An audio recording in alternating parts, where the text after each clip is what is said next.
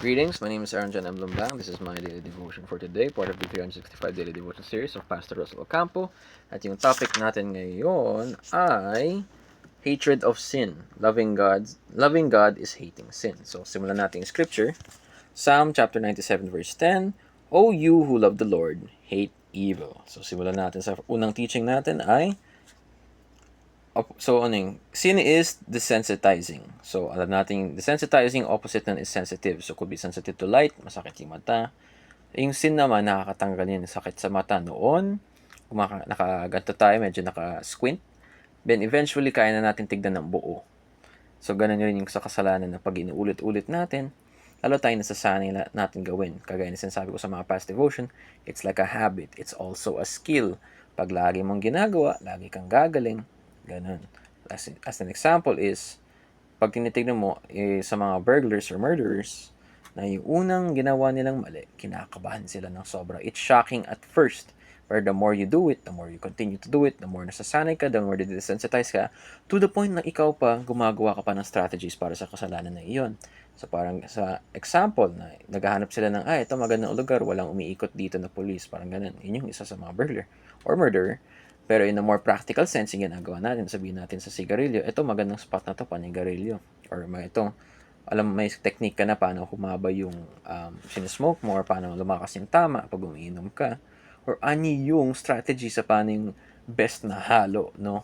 Sa alcohol, or ano yung pinaka-best brand. So, may strategy ka talaga na, magsasave ako ng ganitong pera para doon. So, we have, to the point na we're so desensitized na kakaroon na tayo ng strategies na di natin alam na ginagawa na natin pala ay mali. Na nagiging part ng buhay natin. It becomes part of our lives. And when it's a part of our lives, it's a habit. It's hard to remove. It becomes a part of our mind as well. And another example would be addictions as well. So, pornography addiction. Sa una, medyo nasya-shock ka. Like, disgusting. Then, habang tumatagal, nagugustuhan mo rin. Sa lahat rin ng, kahit anong addiction ko yun, addiction na iyon. Could be gaming, could be smoking, kasi nung una talaga, walang nagkagusto maybe, merong onte, nagkagusto sa smoking, alcohol, and eventually, nasanay, di na nila matanggal sa sistema nila. Parang ganun. You will get used to it, and eventually, you'll find pleasure from it. So next, 2. Loving God is hating evil. So parang tama na rin.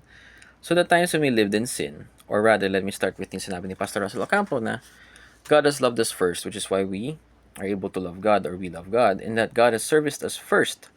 That is why we service God. In that sense, in our love, na kung totoo na mahal natin yung Diyos, our main service is to hate evil. So the times that we've committed sins, kung nagkaroon nga tayo ng conversion in the past, na we hate that part of ourselves na gumagawa tayo ng kasalanan. We hate our old selves that used to be sinful, that used to be without God. We hate how we used to live before we were Christian, kumbaga. Yun yung nangyayari. And, syempre, what is this hatred, no? What is this hate? Big word yun, parang abhor lang yun. So, hatred na, yung hate na parang disgust, na pag nakita mo, nadidiri ka na. Yung how we see our old lifestyle, nakaka-cringe. It's, pag tinignan mo yung sarili mo noon, kumbaga, hindi mo na maisip na magagawa mo yun ngayon, o hindi mo na, or ayaw mo nang dalhin kung ano man yung ginawa mo noon sa kung anong tao ka ngayon. So your old self, you do not wish to become that person again. Or your old self, you highly regret, are disgusted, and hate your old self, is what is true conversion. So tuloy na natin, which is connected to our next topic na, genuine Christians hate sin. Kasi true Christians that have experienced true conversion experience a certain hate for their old selves kasi. Na alam na kasi they're very aware already of what they've done wrong. So ganung paraan, they hate their old selves, they hate the things that they do, they hate sin. In a way, to the point na iniiwas nila. Paano ba kasing hate? Diba pag may tayong hate, bagay na tayong hine-hate, or may bagay na tayong kiniiinisan, iniiwasan natin yun. Alam pa lang nga natin saan yung bagay na yun. If it's a person, alam natin kung nasa second floor yun. Kung if it's a thing, sabihin natin na parang ayaw mo sa certain condiment, ayaw mo sa ketchup, hinahanap mo yun, tinatanong pa yun, may ketchup ba to? Kadiri, ayoko. Ano, paulit yung order. Parang ganun yung nangyayari. That is a type of hate that we must have to the point na, or even greater siguro, to the point na naiiwasan natin, na naiiwasan na nga, na nadidiri pa tayo, at especially di na natin ginagawa. Kasi yung, and I have to explain yung true conversion. Kagaya na sabi ni Pastor Russell Ocampo, yung true conversion is, binago ka, you accepted Jesus Christ as your Lord and Savior, and Jesus Christ as your Lord and Savior, and understand that through the grace of God, you have been saved. So, yun. Application number 1, ask God to sensitize your heart. So, kaya natin, yung sensitization po na when it comes to the heart, yung example po dito is prayer. So, pray na parang, Lord, sensitize niyo po yung puso ko sa mga ginagawa kong mali na hindi ko alam na ginagawa ko ng bala ay mali. No? Could be yung pagmumura, could be random speech, disrespectful speech, or yung mga talagang nakasanayan mong mga mali.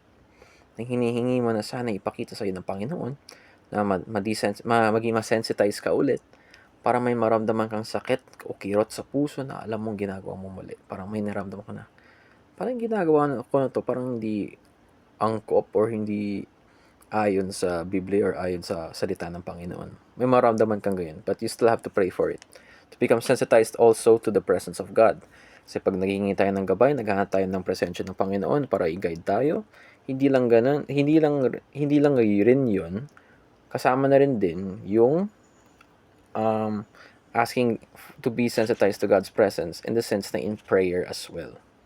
And when you're doing wrong as well, maramdaman mo rin yung presensya ng Diyos na syempre pag naramdaman mong pinapanood ka or you are aware that God is watching you, mas mahirapan kang gumawa ng kasalanan. Parang sabihin natin, nagmumura ka talaga ng solid na malutong sa harapan ng magulang mo. Mahirap, no? So, ganun din. Parang ganun. Next is, I'd like to add one more, yung maging sensitized to blessings. Kasi a lot of the times, we forget to ask or we forget to say thank you to blessings as we become desensitized to them in the sense na akala natin swerte. Akala natin na, oy, buti na lang. Kasi nangyari din sa akin before na anything good that came into my life, I thought galing lang yun sa mga tao na yun. Hindi ko binilang yun as isang biyaya. Akala kong biyaya parang dapat galing sa Diyos diretso na parang basta weird. Pero alam ko I'm blessed ngayon. Based if I look at myself, nung sinful pa ako, or when I'm still sinful now, pero when I was worse, siguro sabihin ko, when I was worse, may na-receive na ako mga blessings na malala. Na isipin mo, magkakapera ka randomly, nagugutom ka, biglang nagkapera ka, biglang nakakain ka. Isipin mo na late ka, isipin mo na absent ka, tapos biglang yung prof mo, vacant pala, or bukas pa yung pasok mo. In that sense, I am blessed. Madaming pagkakataon na ganun, na you have to be sensitized again para ma-appreciate mo yung ginagawa ng Panginoon para sa'yo na kahit makasalanan ka, na may nangyari pa rin, may binibigay pa rin biyaya para sa'yo. And lalo na ngayon, as Christians, we must be aware of that as well. I just wanted to add that lang kasi. Para sa akin, mahalaga yun yung sensitization to blessing. Other than yung sa ibang mga diniscuss ko. So, number 2, hate sin without being self-righteous. Mahirap yun, no? Kasi when we hate sin or when we are aware of sin, we begin to hate it in ourselves. And when we hate something in ourselves, sometimes na-project natin yun sa ibang tao na we start hating them as well. No? Pag may ginawa sabihin na may ginawa tayong mali, ginagawa natin, we're trying to change that. We hate that so bad in ourselves na pag may ginawa yun, may gumawa nun sa harapan mo, o may alam kang tao na gumawa nun, lalo kang, naiinis ka sa tao na yun. It's good to be mad at the sin itself, but remember we are all sinners. Parang ganun. We have to give way. We have to be understanding. Not give way. We have to be understanding or tolerate other sinners kasi kasi everyone is actively trying to get better. At kung hindi man sila nag-actively get better, be aware that you are a sinner as well. And as a personal Christian, it's your responsibility siguro to share na yung ginagawa nila ay mali or pwede na silang lumapit sa Panginoon kahit kailan. Parang ganun. And kasama na rin yun, God dislikes or hates pride and self-righteousness talaga. Kasama na yun. Kaya yung mga sa taas, sa ibababa, sa iba ay tataas. Be humble. Kasama na rin yun dito. Be humble na alam mong sinner ka. Alam mong forgiven ka. You know you are saved by the grace of God. And in that sense, na you have no right to be self-righteous kahit nilalamangan mo pa yung mga tao sa kaalaman mo. no? Kasi madalas, pag meron tayong mas nakakalamang tayo ng onte, may naramdaman tayong pride, no? It's easy, nagiging spiritual pride pa yun, na parang, alam ko to, nagbabasa ako ng Biblia, nag-worship ako, devote ako, sino ko ba para pagsabihan ako na yun yung ginagawa ko, lagi, as ikaw, sino ko ba para pagsabihan ako, parang ganun yung nangyayari. There's a spiritual pride going on and self-righteousness that is happening. So, yun. Moving on now, to prove our genuine conversion experience. So when we are saved, the last one is prove our genuine conversion experience. So when we are saved nga, di ba? Or when we've truly converted, the only true sign is to hate sin. We accept that we are sinners and are angry at our sins. No? We hate our sins for what it is. Yung old sins natin, what we do now, and what we think we will do in the future. Lahat, we hate sins that we do. We hate the sins that we commit, what that we committed, and yun basically yun. Kasi when you hate something, kagaya nga sabi ko noon, iniiwasan mo yun, alam mo pa ano yun, alam mo pa talaga saan yung sin na yun, anong floor pa yun, ano yung kinainisan mo, kung di ba, kung alam mong yung alak, di ba, di syempre wag ka pumunta sa bar kasi alam mo saan yun. So you hate it so bad, alam mo saan yung mga place na yun na kailangan mong iwasan. Parang ganun. That's what I took from the lesson. Yung lesson ngayon, yung video lesson. So next is discussion. Why is hatred a sin a mark of genuine conversion? Yan, maganda to. So why is sin a mark of genuine conversion in the sense na when you hate something, kaya sabi ko, iniiwasan mo ng buong puso, at yung buong puso, hatred yan anger is different. Could be at the moment, you get angry because of confusion.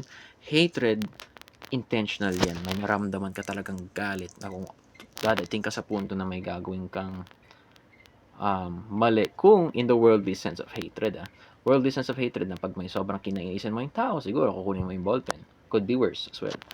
Pero yung ito kasi, yung hatred na to, you will go to extreme lengths para maiwasan mo. Extreme lengths para hindi mo nagagawin ulit. Extreme lengths para maging aware ka kung nasaan yun, kung nakino-commit mo ba, and extreme lengths to ask forgiveness to God in the sense na mapakita niya sa'yo ang ginagawa mo mali para mayroon kang specific na mahihinging pagpapatawad sa ginawa mong mali na yun. Kasi it's hard to ask for forgiveness for the things that you are unaware of. So, yun lang. Kung may na-bless man ako, thank you and mabuhay.